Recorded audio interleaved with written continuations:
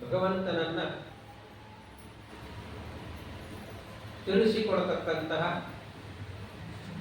ಶಾಸ್ತ್ರ ವಿಶೇಷವಾಗಿ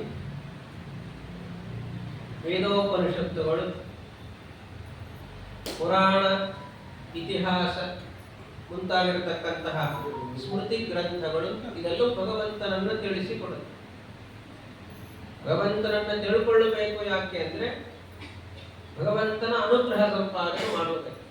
ಭಗವಂತನ ಅನುಗ್ರಹ ಯಾಕೆ ಅಂದರೆ ವಿಶೇಷವಾಗಿ ಭಗವಂತನ ಲೋಕವನ್ನ ಪಡೆಯುವುದಕ್ಕೆ. ಹೀಗೆ ಜೀವನದ ಆತ್ಯಂತಿಕವಾಗಿರತಕ್ಕಂಥ ಒಂದು ಧ್ಯೇಯ, ಒಂದು ಸಾಧನೆ ಅಂದರೆ ಭಗವಂತನ ಅನುಗ್ರಹವನ್ನು ಪಡೆಯುವುದು, ಮೋಕ್ಷ ಸಂಪಾದನೆ ಮಾಡತಕ್ಕಂಥದ್ದೇ ಜೀವನದ ಉದ್ದೇಶ. ಆ ಉದ್ದೇಶಕ್ಕಾಗಿ ಒಂದೆರಡು ಜನ್ಮಗಳಲ್ಲ, ಬಹುನಾಂ ಜನ್ಮನಾಂ ಅಂತೆ ಕೃಷ್ಣ ಹೇಳಿದ ಹಾಗೆ ಅನೇಕ ಜನ್ಮಗಳು ಬೇಕು. ಅನೇಕ ಜನ್ಮಗಳಲ್ಲಿ ಮಾಡಿರುವಂತಹ ಸಾಧನೆ ಅದು ಭಗವಂತನ ಅನುಗ್ರಹವನ್ನ ಸಂಪಾದನೆ ಮಾಡಿಕೊಡುತ್ತೆ. ಹಾಗಾಗಿ ಭಗವಂತನನ್ನು ತಿಳ್ಕೊಡತಕ್ಕಂಥದ್ದು ಅತ್ಯಂತ ಶ್ರೇಷ್ಠ ಮತ್ತು ಮುಖ್ಯವೂ ಹೌದು. ಭಗವಂತನನ್ನ ಸರಿಯಾಗಿ ತಿಳಿಯದೆ ಹೋದರೆ ಇದು ಯಾವುದೂ ಸಾಧ್ಯ ಇಲ್ಲ. ಮೊದಲಿಗೆ ಬೇಕಾಗಿರತಕ್ಕಂಥದ್ದು ಭಗವಂತನ ಬಗ್ಗೆ ಯಥಾರ್ಥವಾಗಿರತಕ್ಕಂತಹ ದೃಢವಾಗಿರತಕ್ಕಂತಹ ಜ್ಞಾನ. ಆ ಜ್ಞಾನದಿಂದ ಮಾಹಾತ್ಮ್ಯ ಜ್ಞಾನ ಪೂರ್ವಕ ಸುದೃಢ ಸರ್ವತೋಧಿಕ ಸ್ನೇಹ ಭಕ್ತಿ. ಆ ಭಗವಂತನ ಜ್ಞಾನದಿಂದ ಹುಟ್ಟತಕ್ಕಂಥದ್ದು, ಮೂಡತಕ್ಕಂಥದ್ದು ನಿಷ್ಕಲ್ಮಷವಾಗಿರತಕ್ಕಂತಹ ಭಕ್ತಿ. ಆ ಭಕ್ತಿಯಿಂದ ಪುನಃ ಜ್ಞಾನ ವೃದ್ಧಿ, ಜ್ಞಾನದಿಂದ ಮತ್ತು ಭಕ್ತಿ ವೃದ್ಧಿ. ಹೀಗೆ ಜ್ಞಾನ ಭಕ್ತಿಗಳ ಸಂಗಮ, ನಿರಂತರವಾಗಿರತಕ್ಕಂತಹ ಜ್ಞಾನ ಭಕ್ತಿಗಳ ಅಭಿವೃದ್ಧಿಯಿಂದ ವಿಶೇಷವಾಗಿರ್ತಕ್ಕಂಥ ಭಗವಂತನ ಅನುಗ್ರಹ ಅಂತ ಎಲ್ಲ ಶಾಸ್ತ್ರಗಳು ಕೂಡ ಹೇಳ್ತಕ್ಕಂಥ ಆಚಾರ್ಯರು ಆಚರಣೆಯಲ್ಲಿ ಅನುಭಾಷಣದಲ್ಲಿ ಹೇಳ್ತಾರೆ. ಶುಭೇನ ಕರ್ಮಣ ಸ್ವರ್ಗಂ ನಿರಯಂಚ ವಿಕರ್ಮಣ ಮಿಥ್ಯಾ ಜ್ಞಾನೇನ ಚ ತಮಃ ಜ್ಞಾನೇನೈವ ಪರಂಪದಂ ಅಂತ ಹೇಳ್ತಾರೆ. ಶುಭ ಕರ್ಮಗಳು, ಬೇಕಾದಷ್ಟು ಸತ್ಕರ್ಮಾಚರಣೆಗಳನ್ನು ಮನುಷ್ಯ ತಾನು ಜೀವನದಲ್ಲಿ ಮಾಡ್ತಾನೆ. ದಾನ, ಧರ್ಮ, ಯಜ್ಞ, ಯಾಗ, ಪೂಜೆ, ಪುರಸ್ಕಾರ, ನಮಸ್ಕಾರ, ಹೀಗೆ ವಿಶೇಷ ಉಪವಾಸಾದಿಗಳು ಅನೇಕ ವಿಧವಾಗಿರ್ತಕ್ಕಂಥ ಸತ್ಕರ್ಮಾಚರಣೆಗಳನ್ನು ಮನುಷ್ಯ ಮಾಡ್ತಾನೆ. ಯಾಕೆಂದ್ರೆ ಐಹಿಕ ಸುಖ, ಪಾರಲೌಕಿಕ ಸುಖ ಇದೆಲ್ಲವೂ ಬೇಕು ಅಂತ ಮನುಷ್ಯ ಅನೇಕ ಶುಭ ಕರ್ಮಗಳನ್ನು ಮಾಡಿ ಶುಭ ಫಲವನ್ನ, ಯಾವುದು ಸ್ವರ್ಗಾದಿ ಫಲಗಳನ್ನು ಪಡಿತಾನೆ. ಅಲ್ಲಿ ಹೋಗಿ ಸುಖವನ್ನು ಅನುಭವಿಸ್ತಾನೆ. ಶುಭೇನ ಕರ್ಮಣ ಸ್ವರ್ಗಂ. ಮತ್ತೆ ಅಲ್ಲಿ ಇರ್ತಾನೋ ಅಂದ್ರೆ ಅಲ್ಲಿ ಇರೋದಿಲ್ಲ. ಎಷ್ಟು ಪುಣ್ಯ ಕರ್ಮವನ್ನು ಮಾಡಿದ್ದಾನೆ, ಎಷ್ಟು ಪುಣ್ಯವನ್ನು ಸಂಪಾದನೆ ಮಾಡಿದ್ದಾನೆ, ಆ ಪುಣ್ಯದ ಫಲ ತೀರುವವರೆಗೆ ಸ್ವರ್ಗದಲ್ಲಿ ಸುಖವನ್ನು ಅನುಭವಿಸ್ತಾನೆ. ಪುಣ್ಯ ಕಾರ್ಯ ಆಗ್ತಾ ಬಂತು ಅಂದ್ರೆ ಪುಣ್ಯ ಶೇಷವನ್ನು ಇಟ್ಟುಕೊಂಡು ಪುನಃ ಭೂಲೋಕಕ್ಕೆ ಬರ್ತಾನೆ. ದೇವತೆಗಳು ಕಳುಹಿಸಿಬಿಡ್ತಾರೆ, ಮತ್ತೆ ಕರ್ಮಾಚರಣೆಯನ್ನು ಮಾಡಬೇಕು ಅಂತ. ಹೀಗೆ ಸ್ವರ್ಗಕ್ಕೆ ಹೋದರೆ ಶಾಶ್ವತ ಅಲ್ಲ. ಮಾಡಿರತಕ್ಕಂಥ ಪುಣ್ಯದ ಫಲವಾಗಿ ಸುಖವನ್ನು ಅನುಭವಿಸಿದ್ದು ಪುನಃ ಭೂಲೋಕಕ್ಕೆ ಮರಳಿ ಬರುವುದು, ಇಲ್ಲಿ ಜನಿಸುವುದು. ಇದು ಒಂದು ಕಡೆ ಆದರೆ, ಅದರ ಮತ್ತೊಂದು ಕಡೆ ನಿರಯಂಚ ವಿಕರ್ಮಣ ಅಂತ ಹೇಳ್ತಾರೆ. ವಿಕರ್ಮ, ಕೆಟ್ಟ ಕೆಲಸಗಳನ್ನು, ಒಳ್ಳೆ ಕೆಲಸಗಳನ್ನು ಮಾಡ್ತಾನೆ ಅಂತೇನಿಲ್ಲ. ಒಳ್ಳೆ ಕೆಲಸಗಳ ಜೊತೆಗೆ ಮನುಷ್ಯ ಕೆಟ್ಟ ಕೆಲಸಗಳನ್ನು ಮಾಡ್ತಾನೆ. ಹೆಚ್ಚು ಕಡಿಮೆ ಅಷ್ಟೇ. ಹೆಚ್ಚು ಕೆಟ್ಟ ಕೆಲಸಗಳನ್ನು ಮಾಡೋರು, ಕಡಿಮೆ ಒಳ್ಳೆ ಕೆಲಸಗಳನ್ನು ಮಾಡ್ತಾರೆ. ಕಡಿಮೆ ಒಳ್ಳೆ ಕೆಲಸಗಳನ್ನು ಮಾಡೋರು, ಹೆಚ್ಚು ಕೆಟ್ಟ ಕೆಲಸ. ಹೀಗೆ ಆ ವ್ಯತ್ಯಾಸ ಇದೆ. ಯಾರು ಕೆಟ್ಟ ಕೆಲಸಗಳನ್ನು ಮಾಡಿರ್ತಾರೆ ಅವರಿಗೆ ನಿರಯ, ನರಕ ಲೋಕ. ಅಲ್ಲಿ ಕೂಡ ಅಷ್ಟೇ ಶಿಕ್ಷೆಯನ್ನು ಅನುಭವಿಸ್ತಾರಂತ. ಅನೇಕ ವರ್ಷಗಳ ಕಾಲ ಶಿಕ್ಷೆಯನ್ನು ಅನುಭವಿಸಿ ಪಾಪ ಲೇಷದೊಂದಿಗೆ ಪುನಃ ಭೂಲೋಕದಲ್ಲಿ ಜನಿಸ್ತಾನೆ.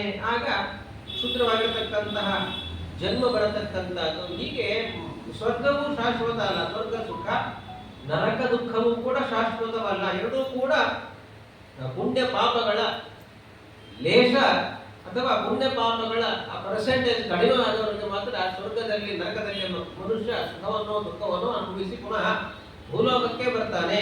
ಯಾಕೆಂದ್ರೆ ಸಾಧನಾ ಭೂಮಿ.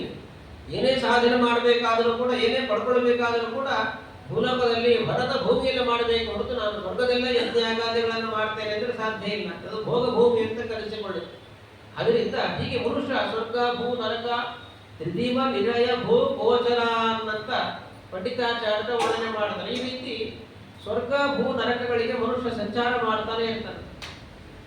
ಅನಂತರ ಮಿಥ್ಯಾಜ್ಞಾನೇನ ಚ ತಮಃ, ಅದಕ್ಕಿಂತಲೂ ಒಂದು ಹೆಚ್ಚು ಪಾಪಗಳು. ಮಿಥ್ಯಾಜ್ಞಾನ, ಅನ್ಯಥಾ ಜ್ಞಾನ, ವಿಪರೀತ ಜ್ಞಾನ, ಭಗವಂತನ ಬಗ್ಗೆ ವಿಪರೀತವಾಗಿ ತಿಳ್ಕೊಳ್ಳತಕ್ಕಂಥದ್ದು. ತಾತ್ಪರ್ಯ ನಿರ್ಣಯದಲ್ಲಿ ನೋಡಿದ್ದೇವೆ.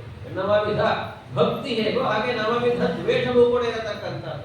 ಅಂತಹ ದ್ವೇಷಗಳನ್ನ ಅರಿತಿರತಕ್ಕಂಥ ವಿಪರೀತ ಜ್ಞಾನವನ್ನ ಸಂಪಾದನೆ ಮಾಡಿರ್ತಕ್ಕಂಥ ಜೀವ ಅದರ ಫಲವಾಗಿ ಅಂಧಂತಮಸ್ಸು, ಅವನು ಎಲ್ಲಿ ಹೋದರೆ ಮತ್ತೆ ವಾಪಸ್ ಕೊಡ್ಲಿಕ್ಕೆ ಸಾಧ್ಯ ಇಲ್ಲವೋ ಅಂತಹ ಅಂಧಂತಮಸ್ಸನ್ನ ಹೊಂದುತ್ತಾನೆ ಅಂತ ಆಚಾರ್ಯ ಹೇಳ್ತಾರೆ. ಮಿಥ್ಯಾಜ್ಞಾನೇನ ಚ ತಮಃ.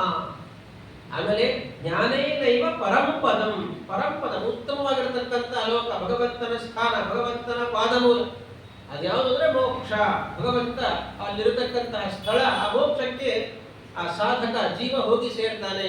ಯಾವಾಗ ಅಂದ್ರೆ ಜ್ಞಾನೇನ, ಭಗವಂತನ ಬಗ್ಗೆ ವಿಶಿಷ್ಟವಾಗಿರತಕ್ಕಂತಹ ಜ್ಞಾನವನ್ನು, ಯಥಾರ್ಥವಾಗಿರತಕ್ಕಂತಹ ಜ್ಞಾನವನ್ನ ಯಾವಾಗ ಸಂಪಾದನೆ ಮಾಡ್ತಾನೆ. ಬರೀ ಜ್ಞಾನವನ್ನು ಸಂಪಾದನೆ ಮಾಡಿ ಕೂತ್ಕೊಳ್ಳತಕ್ಕಂಥದ್ದಲ್ಲ, ಜ್ಞಾನವನ್ನು ಸಂಪಾದನೆ ಮಾಡಿದ ನಂತರದಲ್ಲಿ ವಿಶೇಷವಾಗಿರತಕ್ಕಂಥ ರೀತಿಯಲ್ಲಿ ಉಪಾಸನೆ, ಸಾಧನೆ, ಭಕ್ತಿಯನ್ನು ಮಾಡಲೇಬೇಕು. ಹಾಗಾಗಿ ಜ್ಞಾನೇನೈವ ಪರಂಪರಂ. ಜ್ಞಾನ ಇಲ್ವೋ ಅಂದ್ರೆ ಜ್ಞಾನ ಇದೆ. ಭಗವಂತ ಸರ್ವಜ್ಞ, ಭಗವಂತ ಸರ್ವೋತ್ತಮ, ಸಕಲ ದೇವೋತ್ತಮ, ಭಗವಂತ ಸರ್ವಕರ್ತ, ಭಗವಂತ ಸರ್ವಶಕ್ತ, ಭಗವಂತ ಎಲ್ಲವನ್ನ ಸೃಷ್ಟಿ ಮಾಡ್ತಾನೆ. ಹೀಗೆ ಈ ರೀತಿಯಾಗಿರ್ತಕ್ಕಂಥ ಜ್ಞಾನ ಎಲ್ಲರಿಗೂ ಇದೆ, ಸಾಮಾನ್ಯ ಜ್ಞಾನ ಎಲ್ಲರಿಗೂ ಇದ್ದೇ. ಅಷ್ಟು ಸಾಕು ಅಂದ್ರೆ ಸಾಕಾಗೋದಿಲ್ಲ. ಯಾಕೆ? ಸರ್ವಕರ್ತ ಭಗವಂತ, ಎಲ್ಲವನ್ನು ಅವನೇ ಮಾಡ್ತಾನೆ, ಮಾಡಿಸ್ತಾನೆ ಅಂತ ಗೊತ್ತಿದ್ರೂ ಕೂಡ ಒಂದು 4 ಒಳ್ಳೆಯ ಕೆಲಸಗಳನ್ನು ಮಾಡಿದಾಗ ಅದನ್ನು ಗುರುತಿಸಿ ಜನರು ಏನ್ ಮಾಡ್ತಾರೆ? ಗೌರವಿಸ್ತಾರೆ, ಸನ್ಮಾನ ಮಾಡ್ತಾರೆ, ಹೊಗಳ್ತಾರೆ. ಅವಾಗ ಏನಾಯ್ತು? ನಾನೇ ಹೇಳಿದ್ದು, ನಾನೇ ಮಾಡಿದ್ದು, ಎಲ್ಲ ನಾನೇ ಎಂಬಂತ ರೀತಿಯಲ್ಲಿ ಭಗವಂತ ಮಾಡಿಸ್ತಾನೆ ಎಂಬಂತ ಜ್ಞಾನ ಇದ್ದವನಿಗೂ ನಾನು ಎಂಬಂತದ್ದು ಬರುತ್ತೆ, ಭಗವಂತ ಮರೆತು ಬಿಡ್ತೇನೆ. ಆದ್ರಿಂದ ಅಂತಹ ಜ್ಞಾನ ಪ್ರಯೋಜನ ಇಲ್ಲ, ಅದು ಪ್ರಯೋಜನಕ್ಕೆ ಬರೋದಿಲ್ಲ. ಅದಕ್ಕೋಸ್ಕರ ಆಚಾರ್ಯ ಒತ್ತು ಕೊಟ್ಟು ಹೇಳ್ತಾರೆ, ಜ್ಞಾನೇ ನೈವ ಪರಂಪದಂ. ಕೇವಲ ಆ ರೀತಿಯಾಗಿರ್ತಕ್ಕಂತಹ ಜ್ಞಾನ, ವಿಶೇಷವಾಗಿರತಕ್ಕಂತಹ ದೃಢವಾಗಿರತಕ್ಕಂತಹ ಜ್ಞಾನ ಬರಬೇಕು. ಅಂತಹ ಜ್ಞಾನದಿಂದ ಭಗವಂತನ ಅನುಗ್ರಹ ಸಾಧ್ಯ ಅಂತ ಅನುಭಾಷದಲ್ಲಿ ಆಚಾರ್ಯ ಒತ್ತು ಕೊಟ್ಟು ಹೇಳ್ತಾರೆ. ಜ್ಞಾನವೇ ಮೋಕ್ಷವನ್ನ ಕರುಣಿಸತಕ್ಕಂತಹದ್ದು. ಆ ಜ್ಞಾನವನ್ನ ಪಡ್ಕೊಳ್ಬೇಕು. ಹೇಗೆ ಪಡ್ಕೊಳ್ತಕ್ಕಂಥದ್ದು? ಬೇಕಾದಷ್ಟು ಗ್ರಂಥಗಳಿದ್ದಾವೆ. ಮಹಾಭಾರತ ಓದಿದ್ರೆ ಭಗವಂತನ ಕೃಷ್ಣಾವತಾರ, ಭಾಗವತ, ಮಹಾಭಾರತ, ರಾಮಾಯಣಾದಿ ಗ್ರಂಥಗಳ ಅಧ್ಯಯನವನ್ನು ಮಾಡಿಬಿಟ್ರೆ ಸಾಕು. ಭಗವಂತನ ಅನೇಕ ಅವತಾರಗಳ ಕಥೆ, ಲೀಲೆ, ಮಹಿಮೆಗಳು, ಅದು ಜ್ಞಾನ ಬರುತ್ತಲ್ವಾ ಅಂದ್ರೆ ಜ್ಞಾನ ಬರ್ತದೆ. ಹೇಗೆ ಬಂದಿರತಕ್ಕಂಥ ಜ್ಞಾನ ಹಾಗೆ ಹೋಗಿಬಿಡುತ್ತೆ. ಯಾಕೆಂದ್ರೆ ಭಗವಂತನ ಜ್ಞಾನವನ್ನ ಅಷ್ಟು ಸುಲಭವಾಗಿ ಬಿಟ್ಟು ಕೊಡುವುದಿಲ್ಲ ಶಾಸ್ತ್ರ ಗ್ರಂಥಗಳು. ಯಾಕೆಂದ್ರೆ ಬಹಳ ಅಪೂರ್ವ, ಭಗವಂತನ ಜ್ಞಾನ ಬಹಳಷ್ಟು ಅಪೂರ್ವ ಅಂತ. ಆ ದೃಷ್ಟಿಯಿಂದ ದುಷ್ಟರಿಗೆ, ಅಯೋಗ್ಯರಿಗೆ ಜ್ಞಾನ ಸಿಗಬಾರದು. ಆ ದೃಷ್ಟಿಯಿಂದ ಏನು ಮಾಡ್ತಾವೆ? ವೇದಾದಿ ಅಪೌರುಷೇಯ ಗ್ರಂಥಗಳು. ಪೌರುಷೇಯ ಗ್ರಂಥಗಳಿಂದ, ಪೌರುಷೇಯ ಗ್ರಂಥಗಳಲ್ಲಿ ಭಗವಂತ ಪ್ರತಿಪಾದ್ಯರಾದರೂ ಕೂಡ ವಿಶೇಷವಾಗಿ ಕೃಷ್ಣ ಹೇಳಿರ್ತಕ್ಕಂಥದ್ದು ವೇದೈಶ್ಚ ಸರ್ವೈಹಿ ಅಹಮೇವ ವೇದ್ಯ. ವೇದಾಂತಗಳ ವೇದ ವಿದೇವ ಚಾಹಂ. ನನ್ನನ್ನು ತಿಳ್ಕೊಳ್ಳೋದಕ್ಕಿರತಕ್ಕಂಥ ಒಂದೇ ಒಂದು ಮಾರ್ಗ ಅಂದ್ರೆ ಅದು ವೇದಗಳು. ವೇದಗಳಿಂದಲೇ ತನ್ನನ್ನು ಸರಿಯಾಗಿ ತಿಳ್ಕೊಳ್ಳಬೇಕು. ಯಾಕೆಂದ್ರೆ ಪೌರುಷೇಯ ಗ್ರಂಥಗಳಿಗೆ ಜ್ಞಾನ ಬರುವುದಿಲ್ಲ ಅಂತಲ್ಲ, ಪೌರುಷೇಯ ಗ್ರಂಥಗಳು ಹೇಗೆ ಅರ್ಥೈಸಿಕೊಳ್ತೇವೆ ಅದರಿಂದ ಅಪಾರ್ಥವೂ ಆಗಲಿಕ್ಕೆ ಸಾಧ್ಯತೆ ಇದೆ. ಆದರೆ ಅಪೌರುಷೇಯ ಗ್ರಂಥಗಳಾಗಿರತಕ್ಕಂಥ ವೇದೋಪನಿಷತ್ತುಗಳು ಎಂದಿಗೂ ಕೂಡ ಭಗವಂತನನ್ನ ವಿಪರೀತವಾಗಿ ತಿಳಿಸಿಕೊಡುವುದಿಲ್ಲ. ಆ ದೃಷ್ಟಿಯಿಂದ ಅಂತಹ ಭಗವಂತ ವೇದೈಕ ಸಮಧಿಗಮ್ಯ ಅಂತ ತಿಳ್ಕೊಳ್ಳಬೇಕು. ಹಾಗೆ ವೇದವನ್ನು ಅಧ್ಯಯನ ಮಾಡಿಬಿಡೋಣ. ಇನ್ನು 3-4 ವೇದಗಳನ್ನು ಸಾಂಗವಾಗಿ ಅಧ್ಯಯನವನ್ನು ಮಾಡಿಬಿಟ್ರೆ ಬಂತು ಅಂದ್ರಿಲ್ಲ. ವೇದಾಧ್ಯಯನವನ್ನು ಮಾಡಿದಾಗ ಇದೆ ಹೊರತು ವೇದಗಳಿಂದ ಭಗವಂತನ ಜ್ಞಾನ ಸುಲಭದಲ್ಲಿ ಬರಲಿಕ್ಕೆ ಸಾಧ್ಯ ಇಲ್ಲ. ವೇದಗಳು ಬಿಟ್ಕೊಡುವುದಿಲ್ಲ. ಹಿರಣ್ಯಮಯೇನ ಪಾತ್ರೇಣ ಸತ್ಯಸ್ಯ ಅಪಿಹಿತಂ ಮುಖಂ ತನ್ಮೇ ಭೂಷನ್ ಅಪಾವೃಣು. ಭಗವಂತನನ್ನೇ ನಾವು ಪ್ರಾರ್ಥನೆ ಮಾಡಬೇಕು. ಭಗವಂತ, ವೇದಗಳಿಂದ ವೇದಗಳೇನು ನಿನ್ನನ್ನು ಕೊಂಡಾಡ್ತವೆ ಅಂತಹ ಜ್ಞಾನವನ್ನು ನನಗೆ ಕೊಡುವಂತ ಭಗವಂತನನ್ನೇ ಪ್ರಾರ್ಥನೆ ಮಾಡಬೇಕು ಅಂತ. ಯಾಕೆಂದ್ರೆ ಹಿರಣ್ಯಮಯೇನ ಪಾತ್ರೇಣ ಪ್ರತಿನಿತ್ಯ ಬೆಳಗ್ಗೆ ಅಭಿಷೇಕಾದಿಗಳನ್ನ, ನಿರ್ಮಾಲ್ಯಾಭಿಷೇಕ, ದೇವರಿಗೆ ಅಭಿಷೇಕಾದಿಗಳನ್ನು ಮಾಡಿ ಪೂಜೆ ಎಲ್ಲ ಮಾಡಿ ಏನ್ ಮಾಡ್ತೇವೆ? ಶಾಲಿಗ್ರಾಮಾದಿಗಳನ್ನು ಸಂಪುಟದಲ್ಲಿ ಹಾಕಿ ಮುಚ್ಚಿಟ್ಟು ಬಿಡ್ತೇವೆ. ಮತ್ತೆ ಮರುದಿವಸ ಮತ್ತೆ ತೆಗಿತೇವೆ, ಅಭಿಷೇಕವನ್ನು ಮಾಡ್ತೇವೆ, ಮುಚ್ಚಿಟ್ಟು ಬಿಡ್ತೇವೆ ಅಂತ. ಯಾಕೆ ಶಾಲಿಗ್ರಾಮ ಮುಚ್ಚಿಡ್ತೀರ? ಇಲ್ಲ, ದೇವರು ಭದ್ರವಾಗಿರ್ಬೇಕು, ಮುಚ್ಚಿಟ್ಟು ಬಿಡ್ತೇವೆ. ವೇದಗಳು ಹಾಗೆ ಭದ್ರವಾಗಿ ಇಟ್ಟುಕೊಂಡು ಬಿಡ್ತಾರೆ. ಹಿರಣ್ಯಮಯೇನ ಪಾತ್ರೇಣ, ವರ್ಣಮಯವಾಗಿರ್ತಕ್ಕಂಥ ಪಾತ್ರ. ಸತ್ಯಸ್ಯ ಅಪಿಹಿತಂ ಮುಖಂ, ಭಗವಂತನ ಸ್ವರೂಪ ಮುಚ್ಚಿಕೊಂಡು ಬಿಟ್ಟಿದೆ.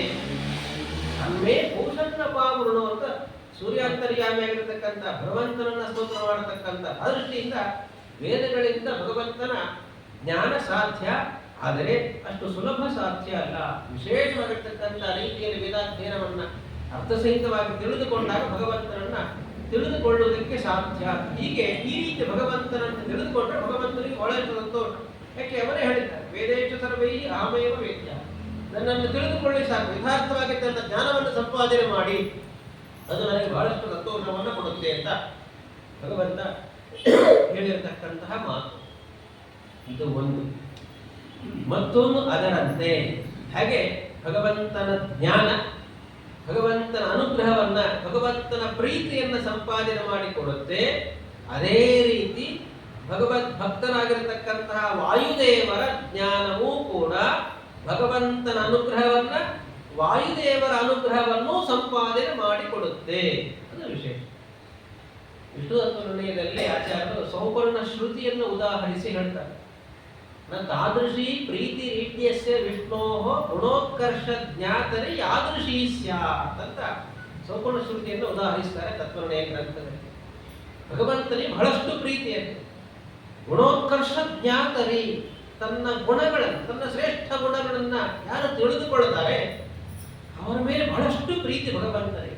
ಯಾಕೆ ತನ್ನನ್ನು ಸರಿಯಾಗಿ ತಿಳ್ಕೊಂಡಿದ್ದಾನೆ, ತನ್ನ ಗುಣಗಳನ್ನು ವಿಶೇಷವಾಗಿ ಅನುಸಂಧಾನ ಮಾಡ್ತಾನೆ ಎಂಬಂತಹ ದೃಷ್ಟಿಯಿಂದ ಅಂತಹ ಸಾಧಕನ ಮೇಲೆ ಭಗವಂತನಿಗೆ ಬಹಳಷ್ಟು ಪ್ರೀತಿಯಂತೆ. ಯಾರು ಅಂತಹ ಸಾಧಕರು? ಅದು ವಾಯುದೇವ. ಭಗವಂತನ ಯಥಾರ್ಥವಾಗಿ ಎಲ್ಲ ಜೀವನಿಗಿಂತಲೂ ಕೂಡ ವಿಶೇಷವಾಗಿ ತಿಳಿದುಕೊಂಡಿರತಕ್ಕಂತಹದ್ದು ಅಂದ್ರೆ ಅದು ವಾಯುದೇವರು ಮಾತ್ರ. ಆ ದೃಷ್ಟಿಯಿಂದ ವಾಯುದೇವರ ಮೇಲೆ ಭಗವಂತನಿಗೆ ಅಪಾರವಾಗಿರತಕ್ಕಂತಹ ಪ್ರೀತಿ. ಅದನ್ನು ಹೇಳ್ತಾರೆ, ನ ತಾದೃಶಿ ಪ್ರೀತಿ ರೀತಿಯಸ್ಯ ವಿಷ್ಣೋಃ ಗುಣೋತ್ಕರ್ಷ ಜ್ಞಾತರೆ ಯಾದೃಶೀ ಸ್ಯಾತ್. ಆ ದೃಷ್ಟಿಯಿಂದ ಭಗವಂತನಿಗೆ ತನ್ನನ್ನು ತಿಳಿದುಕೊಂಡ್ರೆ ಎಷ್ಟು ಸಂತೋಷ ಆಗತ್ತೆ, ಅದೇ ರೀತಿ ತನ್ನ ಭಕ್ತನಾಗಿರತಕ್ಕಂತಹ ವಾಯುದೇವರನ್ನು ತಿಳಿದ್ರು ಕೂಡ ಅಷ್ಟೇ ಸಂತೋಷ ಆಗುತ್ತೆ, ಅಥವಾ ಅದಕ್ಕಿಂತಲೂ ಹೆಚ್ಚಿನ ಸಂತೋಷ ಆಗುತ್ತೆ. ಯಾಕೆ ವಾಯುದೇವರ ಮೇಲೆ ಅಷ್ಟು ಅನುಗ್ರಹವನ್ನ ಮಾಡ್ತಾರೆ. ಹರಿಹಿ ಸರ್ವೋತ್ತಮ, ಇದು ಪ್ರಮೇಯ. ಆ ರೀತಿ ಚಿಂತನೆ ಮಾಡಿದ್ರೆ, ಉಪಾಸನೆ ಮಾಡಿದ್ರೆ ಭಗವಂತನಿಗೆ ಸಂತೋಷ. ಅದೇ ರೀತಿ ವಾಯು ಜೀವೋತ್ತಮ, ಇದು ಪರಮ ಮುಖ್ಯವಾಗಿರತಕ್ಕಂತಹ ಪ್ರಮೇಯ. ಹಾಗೆ ಹರಿಹಿ ಸರ್ವೋತ್ತಮ ಅಂತ ಉಪಾಸನೆ ಮಾಡತಕ್ಕಂಥದ್ದು ಶ್ರೇಷ್ಠವಾಗಿರತಕ್ಕಂತಹ ತಿಳುವಳಿಕೆಯೋ, ಅದೇ ರೀತಿ ವಾಯು ಜೀವೋತ್ತಮ ಅಂತ ಹೇಳುವುದು, ಚಿಂತನೆ ಮಾಡತಕ್ಕಂಥದ್ದು ಕೂಡ ಪರಮಶ್ರೇಷ್ಠವಾಗಿರತಕ್ಕಂತಹ ಜ್ಞಾನ. ಇದು ವಾಯುದೇವರಿಗಷ್ಟೇ ಅಲ್ಲ, ಭಗವಂತನಿಗೂ ಸಂತೋಷವನ್ನು ಉಂಟು ಮಾಡತಕ್ಕಂಥದ್ದು ವಾಯು ಜೀವೋತ್ತಮ ಎಂಬಂತಹ ಜ್ಞಾನ ಪ್ರಮೇಯ. ಹಾಗೆ ಅಂದ್ರೆ ಅದನ್ನ ಭಗವಂತ ಹೇಳ್ತಕ್ಕ ಭಾಗವತ ಆ ವಿಷಯವನ್ನು ನಿರೂಪಣೆ ಮಾಡುತ್ತಾ ಹೇಳತಕ್ಕಂಥದ್ದು, ಸರ್ವ ದೇವೋತ್ತಮೋ ವಾಯು ಇತಿ ಜ್ಞಾನ ನಚ ಅಪರಂ ಪ್ರಿಯವಸ್ತಿ ವಿಷ್ಣೋ. ಭಗವಂತನಿಗೆ ಮತ್ತೊಂದು ಪ್ರೀತಿಯನ್ನುಂಟು ಮಾಡತಕ್ಕಂತ ವಿಷಯ ಇಲ್ಲ. ಯಾವುದು ಅಂದ್ರೆ ಸರ್ವ ದೇವೋತ್ತಮೋ ವಾಯು, ಸಕಲ ದೇವತೆಗಳು, ಬ್ರಹ್ಮಾದಿ ಸಕಲ ದೇವತೆಗಳನ್ನು ತೆಗೆದುಕೊಂಡಾಗ ಬ್ರಹ್ಮವಾಯುಗಳು ಸಮಕಕ್ಷಾಪನ್ನರು. ತದನಂತರದಲ್ಲಿ ಎಲ್ಲ ದೇವತೆಗಳಿಗಿಂತಲೂ ಕೂಡ ಉತ್ತಮರಾಗಿರತಕ್ಕಂಥದ್ದು ಸಕಲ ಜೀವೋತ್ತಮರು, ಸಕಲ ದೇವೋತ್ತಮರು ವಾಯು ಎಂಬಂತಹ ಚಿಂತನೆ, ಆ ಜ್ಞಾನ, ಅದು ಭಗವಂತನಿಗೆ ಬಹಳಷ್ಟು ಪ್ರಿಯ. ಆ ದೃಷ್ಟಿಯಿಂದ ಭಗವಂತನಿಗೆ ತನ್ನನ್ನು ತಿಳಿದುಕೊಂಡ್ರೆ ಎಷ್ಟು ಸಂತೋಷ ಆಗುತ್ತೆ, ವಾಯುದೇವರ ಜ್ಞಾನವೂ ಕೂಡ ಭಗವಂತನಿಗೆ ಅಷ್ಟು ಸಂತೋಷವನ್ನ ಕೊಡುತ್ತೆ. ಆ ದೃಷ್ಟಿಯಿಂದ ಏನಾಯ್ತು, ಈಗ ಭಗವಂತನ ಅನುಗ್ರಹವನ್ನ, ಭಗವಂತನ ಪ್ರೀತಿಯನ್ನ, ಭಗವಂತನ ಲೋಕವನ್ನ ಸಂಪಾದನೆ ಮಾಡಬೇಕಾದ್ರೆ ಹೇಗೆ ಭಗವಂತನ ಜ್ಞಾನ ಎನ್ನುವಂತಹದ್ದು ಮುಖ್ಯವೋ, ಅದೇ ರೀತಿ ಅದರ ನಂತರದಲ್ಲಿ ವಾಯುದೇವರ ಜ್ಞಾನವು, ವಾಯುದೇವರ ತಿಳುವಳಿಕೆಯು, ವಾಯುದೇವರ ಅನುಗ್ರಹವೂ ಕೂಡ ಅಷ್ಟೇ ಮುಖ್ಯ ಆಗತಕ್ಕಂಥದ್ದು. ಆ ದೃಷ್ಟಿಯಿಂದ ಎರಡಾಯ್ತು. ಹರಿಹಿ ಸರ್ವೋತ್ತಮ ವಾಯು ಜೀವೋತ್ತಮ ನಾವಾಗಲೂ ಹೇಳ್ತಾ ಇರ್ತೇವೆ. ಹರಿ ಸರ್ವೋತ್ತಮ ವಾಯು ಜೀವೋತ್ತಮ ಹೇಳ್ತಾನೆ ಇರ್ತೇವೆ.